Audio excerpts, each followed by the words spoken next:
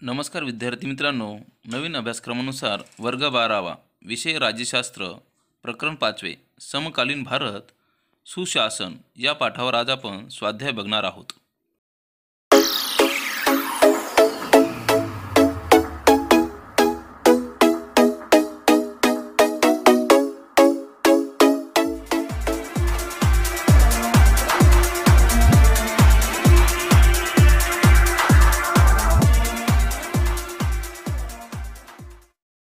प्रश्न क्रमांक 1 दिलेल्या पर्यायापैकी योग्य पर्याय निवडून विधाने पूर्ण करा।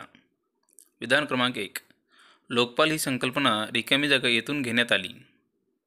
पर्याय आहेत अ अमेरिका, ब युनायटेड किंगडम, क स्वीडन आणि ड रशिया। या चार पर्यायापैकी योग्य पर्याय आहे क स्वीडन। लोकपाल ही संकल्पना स्वीडन येथून घेण्यात आली। विधान क्रमांक 2 नागरिकाची सनद ही संकल्पना रिकामी जागा याचा भाग आहे।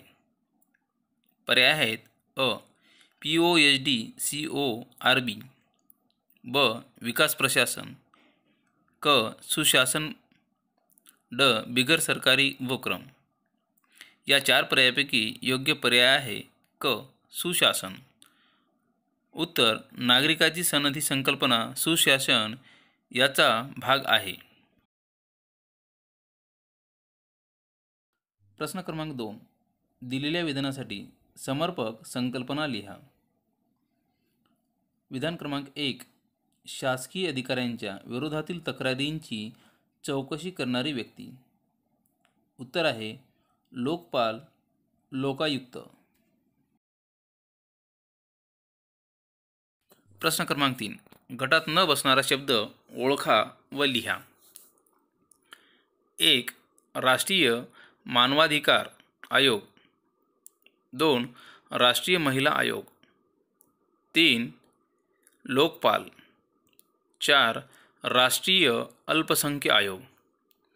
या चारपैकी गटात न बसणारा क्रमांक 3 लोकपाल। संविधानाद्वारा स्थानिक यंत्रणा नाही।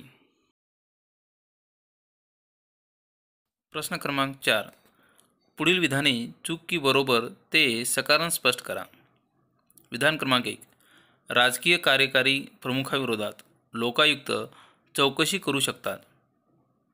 उत्तर वरील विधान हे चूक आहे, कारण 1 ते शासकीय अधिकाऱ्यांच्या विरोधात करण्यात आलेल्या भ्रष्टाचाराच्या आरोपाची चौकशी करतात।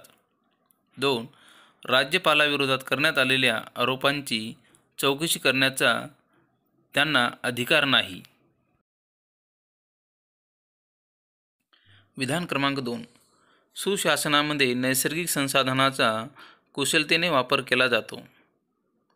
उत्तर वरील विधान बरोबर आहे, कारण सुशासनात समाविष्ट परिणामकारकता आणि कार्यक्षमता या तत्वात ही कृती समाविष्ट आहे।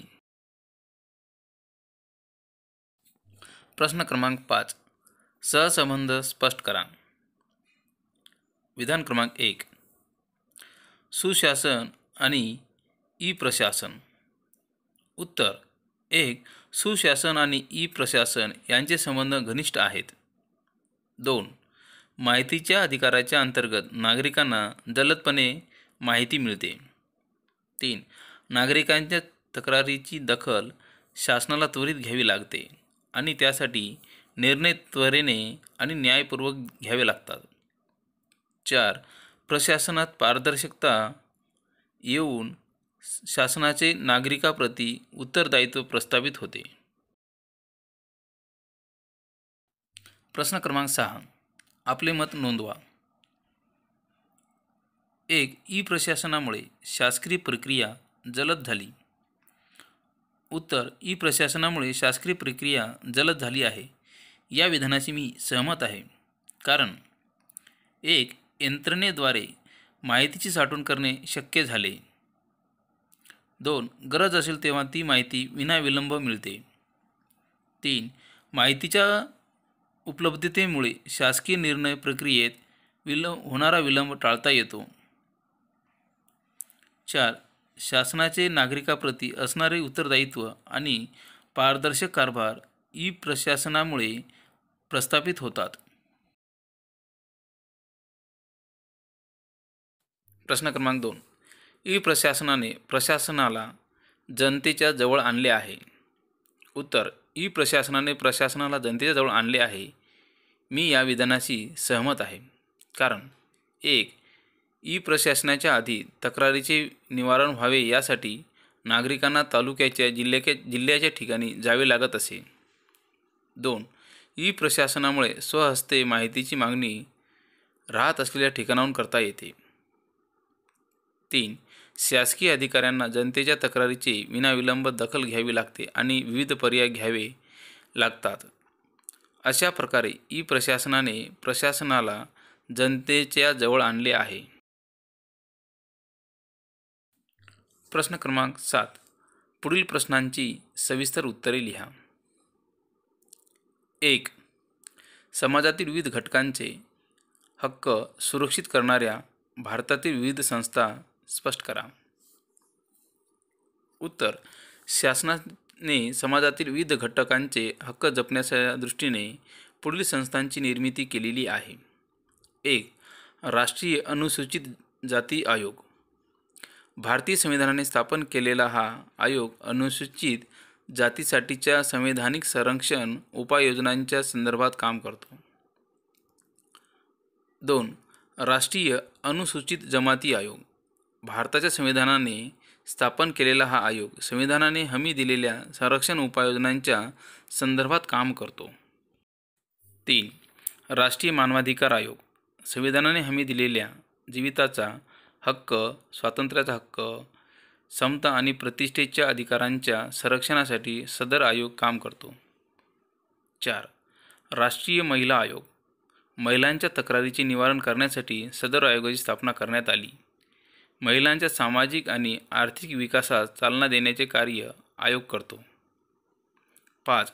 राष्ट्रीय बाल हक्क संरक्षण आयोग. बालकांच्या हक्काचे संरक्षण करणे, बालकांना प्रोत्साहन देणे आणि त्यांचा बचाव करणे यासाठी हा आयोग कार्यरत असतो. 6. राष्ट्रीय मागासवर्गीय आयोग. सामाजिक आणि आर्थिकदृष्ट्या मागासवर्गीयांच्या कल्याणावर हा आयोग भर देतो. 7. राष्ट्रीय अल्पसंख्याक आयोग. अल्पसंख्याकांचे संरक्षण करण्यासाठी संसद आणि राज्यांच्या विधिमंडळांनी पारित केलेले कायदे आणि संविधानाने दिलेल्या संरक्षणविषयक तरतुदीच्या कार्यावर देखरेख करण्याचे काम हा आयोग करतो.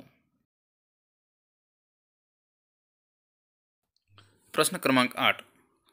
प्रश्नांची उत्तरे लिहा. 1. सुशासनाची पुढे दिलेली मूल्ये सविस्तरपणे स्पष्ट करा. मुद्दा क्रमांक अ. सहभागात्मक. मुद्दा क्रमांक ब. पारदर्शकता. मुद्दा क्रमांक क. प्रतिसादात्मक आणि मुद्दा क्रमांक ड. उत्तरदायित्व हे सविस्तरपणे स्पष्ट करा. उत्तर: सुशासनाची मूल्ये पुढीलप्रमाणे आहेत. अ. सहभागात्मक. लोकशाही व्यवस्थेच्या परिणामकारक कार्यासाठी लोकसहभाग आवश्यक असतो. जनतेचे विचार आणि मागण्या शासनापर्यंत पोहोचविल्या जातात. शासकीय निर्णय प्रक्रियेत आणि त्यांच्या कार्यवाहीत लोकप्रतिनिधींना सहभागी करून घेणे. मुद्दा क्रमांक ब. पारदर्शकता. पारदर्शकता या मूल्यामुळे शासकीय कामावर लक्ष ठेवणे लोकांना शक्य झाले आहे. 2005च्या माहितीचा अधिकार कायद्यामुळे नागरिकांना शासकीय कामकाजाविषयी माहिती प्राप्त करणे शक्य झाले आहे. मुद्दा क. प्रतिसादात्मक. सुशासनामध्ये विविध संस्थांमार्फत आणि प्रक्रियामध्ये सर्व भागधारकांना ठराविक कालमर्यादेत सेवा देणे आवश्यक आहे. नागरिकांच्या समस्या आणि प्रश्नांबाबतीत शासन संस्थेने त्वरित निर्णय घेणे आणि त्याद्वारा जनतेच्या मागण्यांना सकारात्मक प्रतिसाद देणे. ड. उत्तरदायित्व. सुशासनात जनतेप्रती उत्तरदायित्व या संकल्पनेला महत्त्व आहे.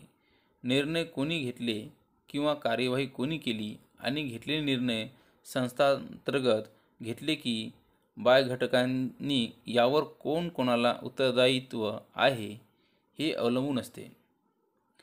एकूणच कोणतीही संस्था ही तिच्या निर्णयासाठी जबाबदार असते, ज्याच्यावर उत्तरदायित्वासाठी पारदर्शकता आणि कायद्याचे राज्य असण्याची गरज असते.